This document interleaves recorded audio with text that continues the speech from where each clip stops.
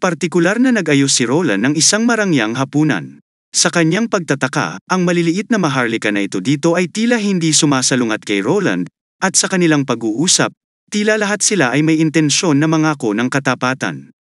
Pagkatapos ng ilang masarap na alak at hapunan, nagsalita si Roland at namahaji ng maliliit na notebook na inihanda niya ng maaga sa mga maharlika. Gaya ng inaasahan, isang maharlika ang mabilis na nagpahayag ng sorpresa, na nagtatanong kung paano magiging parang buhay at makatotohanan ang mga painting sa loob nito. Binanggit ni Roland na ang mga kwadro na ito ay ginawa ng isang pintor na isang mangkukulam, at gumamit siya ng mahika upang iguhit ang mga larawang ito.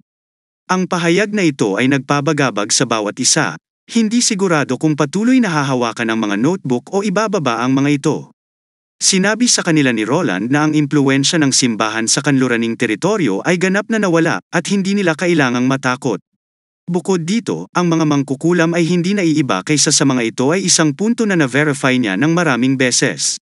Pero ano ang sinabi niya? Naririnig ito, halos mabulunan si Petrov, ngunit mabilis na sumang-ayon, na nagpapatunay na tama ang prinsipe. Ang iba pang mga maharlika ay awkward na tumawa, na nagsasabing natural silang naniniwala dito, dahil kinumpirma ito ng ika-4 na prinsipe. Napagtanto ni Roland na maaaring may sinabi siyang hindi maliwanag. Dahil walang pakialam, binago niya ang paksa sa pamilyang Pine, na naglalarawan kung paano niya nakilala sina Nano at Viscount Pine sa hangganang bayan. Alam din ng ilang maharlika ang pamilya ng Pine. Ang ilan ay kapitbahay pa sa pamilya ng Pine noon. Maikling ipinaliwanag ni Roland kung paano niya nakilala ang pamilyang Pine at kung paano sila nakatira ngayon sa hangganang bayan, pinoprotektahan ang bayan sa ilalim ng bagong sistema. Pagkatapos ng buwan ng mga demonyo, dadalhin din ng tambalang ito ang kanyang anak na babae para sa pangangaso at magsaya sa buhay. Ibinente nila ang kanilang mga teritoryo sa kuta ng Changji at nanirahan sa hangganang bayan, kung saan tumaas ng isang antas ang kanyang marangal na ranggo at ang yaman ng kanilang pamilya ay dumami ng ilang beses, SIL. Alam ni Roland na ang takot ay nagmumula sa hindi alam at ang paglaban sa mga pagbabago sa sistema ay kapareho ng mga maharlika. Narito ang hindi sigurado kung paano makakaapekto sa kanila ang mga pagbabago. Inilarawan ni Roland ang storya ng buhay bayan ng Tegu Pine sa anyo ng isang comics, umaasa na mabigyan sila ng mas malinaw na larawan ng buhay sa hangganang bayan. Alam ng ilan sa mga maharlika ang plano ni Roland na magtayo ng lungsod sa kanlurang rehiyon. Isang kabataan, maharlika ang nagtanong, paano naman ang kanilang mga teritoryo noon? Sagot ni Roland, sa kanila pa rin sana sila. Ang pagbawi ni Roland sa kapangyarihan ay hindi nangangahulugan na mawawala sa kanila ang lahat.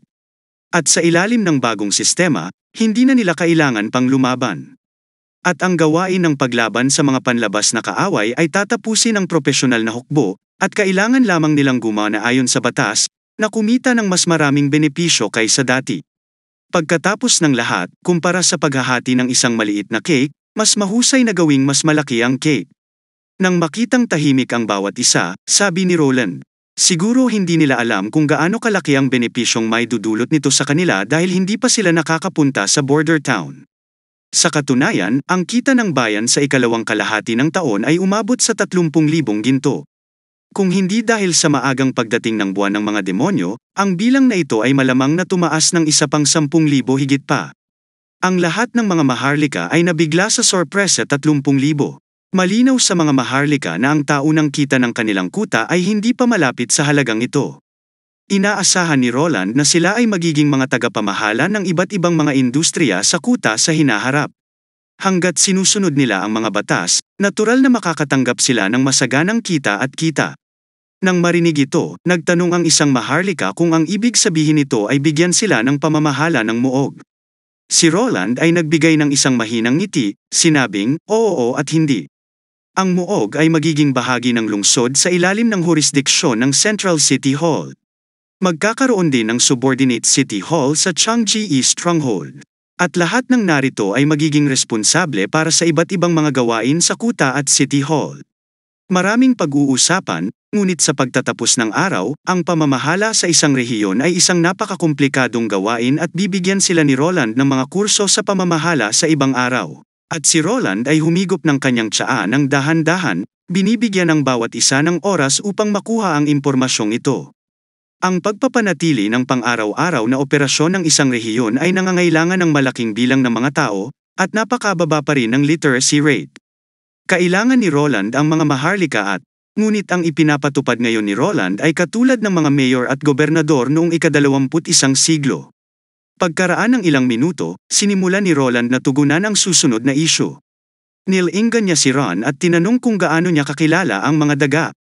Mukhang medyo nahihiya si Ron na aminin na dati siyang pinuno ng nagniningas na gang, na nakipag-away sa mga teritoryo kasama ang ilan pang gang ng daga. Ilang maharlika sa lugar ay hindi napigil ang mapatawa. Saglit ding natigilan si Roland, iniisip kung paano mamumuno ang pangalawang anak ng isang malaking pamilya sa isang gang ng daga. Ipinaliwanag ni Petrov na ilang taon na ang nakalilipas ang mga underground gang sa dock area ay napakalaganap na ang mga sibilyan at dayuhang mga ngalakal ay sinasaktan at pinagbabantaan halos araw-araw. At ang Stronghold Patrol Team ay pumikit sa isang ito. Hindi makatayo si Ron. Ito, pinangunahan ang kanyang mga tanod na mag-recruit ng isang grupo ng mga tao sa refugee area at itinaboy ang mga daga palabas ng dock area. Ngumiti si Petrov, na sinabi sa panahong iyon, isinulat pa ni Ron ang mga pang-araw-araw na sitwasyon ng labanan sa mga liham at ipinadala ito kay Petrov, na nasa malayong lugar. Sa sulat, sinabi ni Ron na ito ay isang mahusay na labanan, hindi bababa sa pakikibaka laban sa mga demonyong hayop at. Nang marinig ang mukha ni Ron na ito ay namula at nakiusap siya kay Petrovna na tumigil na sa pagsasalita. Plano ni Roland na lipulin ang mga daga na ito para bigyang daan ang mga sibilyan na mamuhay ng matatag. Gayunpaman, saglit na nag-alinlangan si Ron bago sinabi na kahit na ang mga daga na ito ay hindi katugma ng mga kabalyero, kung haharapin sila ni Roland, tulad ng ginawa niya sa mga rebelde, malamang nakakaunti ang mga sibilyan na maiiwan sa kuta. Magalang na ipinaliwanag ni Ron na ang pagbabago sa pagitan ng mga daga at mga karaniwang tao ay nangyayari dahil maraming mga karaniwang tao sa kanilang pakikibaka para sa kaligtasan ay nauuwi sa paggawa ng mga ilegal na aktibidad. Ito ang dahilan kung bakit pinahihintulutan ng karamihan sa mga Panginoon at maharlika ang pagkakaroon ng black market at mga gang ng daga, na nagpapahintulot sa mga panloob na pakikibaka sa kanila ay mas mapapamahalaan kaysa sa pagharap sa isang pag-aalsa ng nagugutom na mga karaniwang tao. Naging seryoso ang ekspresyon ni Roland, na pagtanto ang hindi inaasahang mga pangyayari sa pinagmulan ng mga daga. Nang tanungin ang tungkol sa mga tagapag-ayos sa likod ng mga taong ito, sumagot si Ron na ang ilan ay lokal na suportado ng mga maharlika, at ang ilan ay ipinatapon ng mga kriminal mula sa ibang mga lugar. Ang prinsipe na may malamig na ekspresyon, ay nag-scan sa mahabang mesa, nagtatanong kung mayroong sinumang naroroon ang nag-aalaga ng gayong mga daga. Ang mga maharlika ay sama-samang ibinaba ang kanilang mga ulo. Ipinahayag ni Roland na aalisin niya ang mga ito sa kanilang mga nakaraang aksyon kung sila ay makikipagtulungan sa kanya. Inatasan niya si Ron ng isang gawain upang paigtingin ang pagsugpo sa lahat ng aktibidad na kriminal sa loob ng kuta sa darating na buwan. Kakailanganin ni Ron na makipagtulungan sa unang hukbo upang alisin ang mga pinuno ng iba't ibang mga gang sa kuta, na lubusang lansagin ang lahat ng organisasyon ng daga. Para naman sa mga partikular na paraan para magawa ito, may sasabihin si Roland sa kanya. Ang gawain ni Petrov ay buksan ang mga kamalig at patuloy na mamahaji ng pagkain hanggang sa katapusan ng buwan ng mga kahilingan. Sa puntong ito, tumutol ang ilang maharlika, sa pag-aakalang ang paggawa nito ay magpapaasa lamang sa mga tao at magpapalala sa sitwasyon. Sa kalaunan, lahat ay magiging pulubi. Tiningnan ni Roland ang mga maharlikang ito. Tila palagi nilang ipinapalagay ang pinakamasama sa karaniwan, mga tao, na itinuring silang tamad at ignorante. Gayunpaman, alam na alam ni Roland ang lakas ng karaniwang tao. Sa katunayan, sa tamang patnubay at tamang huwaran, ang mga karaniwang tao ang tunay na gulugad ng mundong ito. Pilit na kinatok ni Roland ang mesa, na nagsasabi na nakapagdesisyon na siya at hindi na kailangan pang talakayin. Napatingin siya sa mga maharlika na naroroon. Oras na para ituro sa kanila ang unang aralin. Upang maayos na maging isang kwalipikadong miyembro ng City Hall, napakahalaga na ipaalam ang mga patakaran sa mga tao, tugunan ang kanilang mga alalahanin at makinig sa kanilang puna. Alam ni Roland na ang pagrereporma sa mga maharlika, pagsasama-sama ng mga batas, pagsasama-sama ng mga patakaran at pagsugpo sa mga krimen. Lahat ba ng paghahanda ay ginawa ni Roland upang magtatag ng isang bagong order? Naglalakad si Echo sa kalye kasama si Axe sa likod niya. Sinabi ni Echo kay Axe na hindi niya kailangang sundan siya. Iginiit ni Axe na 2 hakbang ang layo sa likuran niya, at binanggit na ang lugar na ito ay hindi hangganan ng bayan at hindi masyadong ligtas. Higit pa rito, ang kanyang kamahalan ay nag-utos na kung si Echo ay umalis sa kastilyo nang walang ibang mangkukulam sa paligid, dapat niyang protektahan ang kanyang kaligtasan. Sinabi rin ni Echo kay Axe na hindi na kailangan ng ganoong formalidad sa kanya, ngunit sa mga palakol, si Heart Echo ang palaging magiging pinuno ng buhanging bakal. Ang pagdinig sa Echo na ito ay nahulog sa agham. Gusto siyang aliwin ni Axe, ngunit hindi niya alam kung ano ang sasabihin. Kaya napapikit na lang siya at tahimik na sinundan siya ng mabagal. Dahil sa kanilang tangkad at kakaibang kulay ng balat at buhok, madalas silang tinititigan ng mga naglalakad. Tila ayaw ni Echo na sinisiyasat ng ganito at nagpa siyang magtungo sa hindi gaanong mataong lugar. Echo remarks on how Iron Sand City never had such scenes, and before she left the Southern Territory, she always thought na ang mundo ay buhangin lang at pauwi na. Ang tubig ay isang mahalagang mapagkukunan ng buhay na kailangang labanan. Ngunit dito hindi nila kailangang pag-awayan ito. Sinabi ni Axe na mag-aaway sila sa iba pang mga bagay, kahit na hindi maiiwasan ang salungatan sa kayamanan at katayuan sa lahat ng dako.